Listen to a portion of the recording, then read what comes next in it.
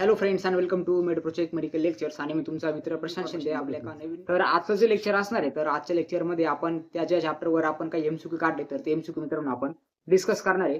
Total जर बघितलं आपण तर आपल्याकडे 34 एमसीक्यू आहेत आणि याच्यामध्ये मी तुम्हाला काही एक्स्ट्रा पण एमसीक्यू मित्रांनो आहे तर ते आपलं राईट असणार. इथे असिस्टंट नर्सिंग मिडवायफरी इथे काही विद्यार्थ्यांचं कन्फ्युजन होऊ शकतं, बट जे राईट आन्सर असणार आहे ते आपला आहे ऑक्झिलरी नर्सिंग अँड मिडवायफरी.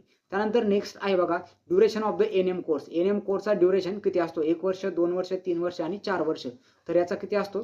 2 वर्षामध्ये तुम्हाला एनएम कोर्स हा कंप्लीट करावा लागतो. त्यानंतर एनएम कोर्स हा जो आहे तर त्याची इलिजिबिलिटी पण विचारली जाऊ शकते. तर इलिजिबिलिटी जर बघितलं एनएम कोर्ससाठी तर मग तुम्हाला डिग्री, सर्टिफिकेट, डिप्लोमा आणि डॉक्टरल. तर आपला जो जीएनएम आहे तर तो नर्सिंगचा एक डिप्लोमा आहे. ओके.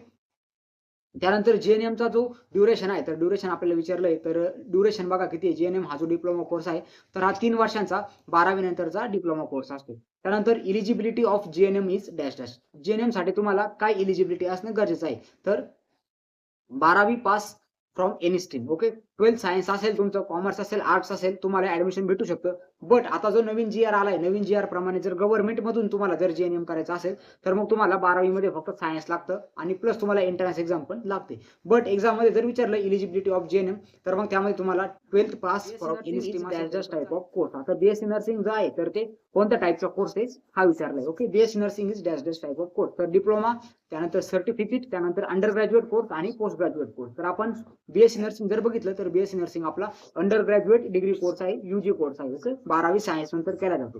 त्यानंतर duration of the 1 year of clinical experience किंवा टीचिंगचा एक्सपिरियन्स 1 वर्षाचा असेल तर मग तुम्ही मित्रांनो एमएससी नर्सिंग साठी ऍडमिशन घेऊ शकता. एमएससी नर्सिंग मध्ये 5 सब्जेक्ट आहेत आपल्याकडे. स्पेशली पीएचडी जे आहे तर ते आपलं 4 ते 6 वर्ष मिनिमम याला लागतात. त्यानंतर फ्लोरेन्स नायटिंगेल आणि आता इथून खालचे जे एमसीक्यू आहेत तरी 14 एमसीक्यू आपण फक्त बघितले. बीएससी नर्सिंगचे कोणते कोणते कोर्सेस आहेत, त्याची इलिजिबिलिटी क्रायटेरिया काय आहे, त्याचा लॉंग फॉर्म काय आहे. आय होप तुम्हाला सर्वांना आता समजले असेल. तर तुम्हाला एक क्वेश्चन असा पण विचारला जाऊ शकतो विच ऑफ द फॉलोइंग मध्ये विचारले जातात. Okay. Florence nightingale is non as dash dash, mother of medicine, founder of modern nursing, queen of nursing आणि पायोनियर ऑफ सर्जरी. ओके. तर आता इथे थोडे ट्रिकी आहेत सर्व आन्सर. पूर्ण नर्सिंग डिग्री कंप्लीट होईपर्यंत भरपूर वेळेस तुम्हाला फ्लोरेन्स नायटिंगेल हे नाव मित्रांनो ऐकायला भेटेल. तर त्यानंतर इथे पायोनियर ऑफ सर्जरी जे आहे, जर इथे पायोनियर ऑफ जर नर्सिंग जर असेल तर परत तुमचा आन्सर मित्रांनो कोण येणार आहे तर फ्लोरेन्स नायटिंगेल हेच तुमचं आन्सर येणार आहे.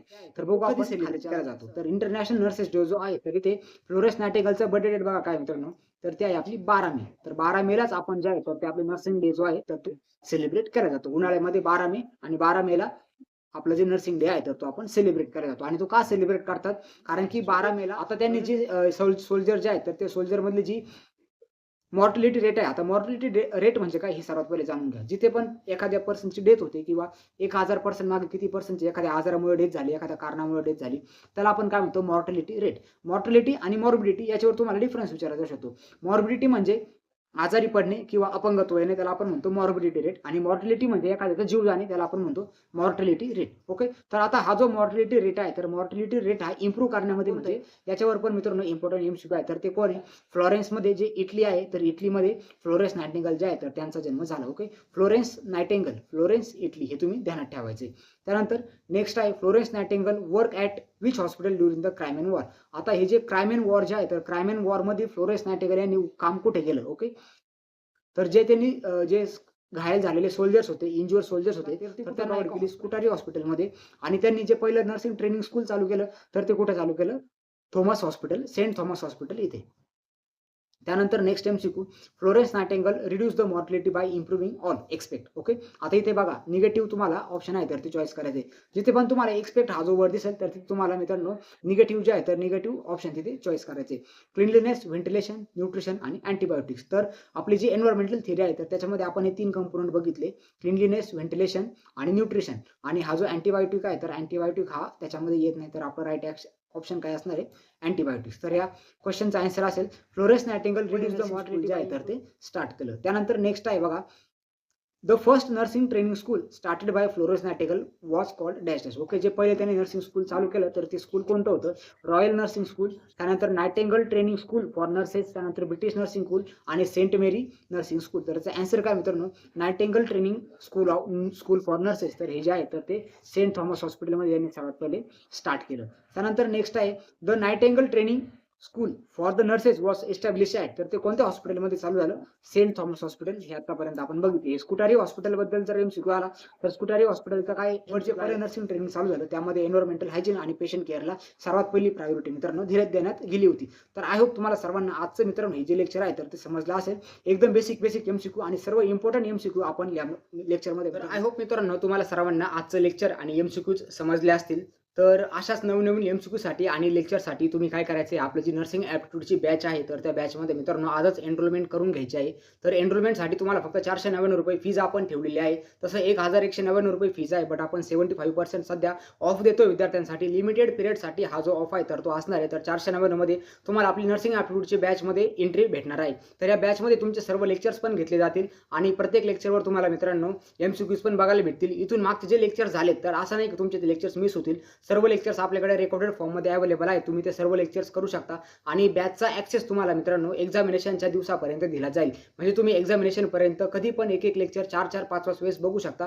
प्रॉपरली स्टडी करू शकता. नर्सिंग ॲप्टिट्यूड हा असा सब्जेक्ट आहे जो 20 मार्काला विचारला जातो आणि खूप इझी सब्जेक्ट आहे जर याचा प्रॉपर अभ्यास केला तर. आणि तुमचे नर्सिंग सीईटीचे जो स्कोर बूस्ट होणार आहे तर ह्या सब्जेक्टमुळे मित्रांनो तुमचा स्कोर आहे तर तो बूस्ट होणार आहे. तर लवकरात लवकर आपल्या बॅचमध्ये मित्रांनो एनरोलमेंट करून घ्या. एकदम नर्सिंग ॲप्टिट्यूडचं कन्साइज करून जे मटेरियल आहे तर ते तुम्हाला याच्यामध्ये प्रोव्हाइड केलं जाईल. आणि आय थिंक तुम्ही जर आपले लेक्चर जॉईन केले तर तुमचा नर्सिंग ॲप्टिट्यूडचा स्कोर हा 18, 19, 20 याच पद्धतीमध्ये असणार आहे मित्रांनो. तर तुमचे ओव्हरऑल पर्सेंटेज आहे तर ते बूस्ट होण्यामध्ये नर्सिंग ॲप्टिट्यूड तुम्हाला हेल्प करेल. याचा सिलेबस आपले जे स्टुडंट आहेत तर त्यांच्यापर्यंत पोहोचलेला नाहीये, त्यांना प्रॉपरली भेटत नाहीये. म्हणून आपण मागच्या वर्षीचे जे क्वेश्चन्स आहेत तर ते सर्व क्वेश्चन अॅनालाइज करून सिलेबस डिझाईन करून आपण सर्व मित्रांनो क्लासेस ॲज वेल ॲज त्याच्यावरती एमसीक्यू प्रॅक्टिस सर्व घेत आहे. आणि आपल्या ह्या बॅचमध्ये सर्व तुम्हाला सुविधा भेटतील ज्यामुळे तुम्हाला एमसीक्यू प्रॅक्टिस होईल. डेली तुम्हाला लेक्चर्स बघायला भेटतील.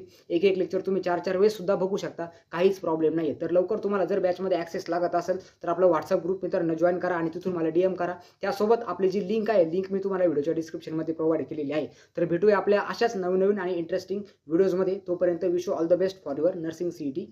Thank you friends.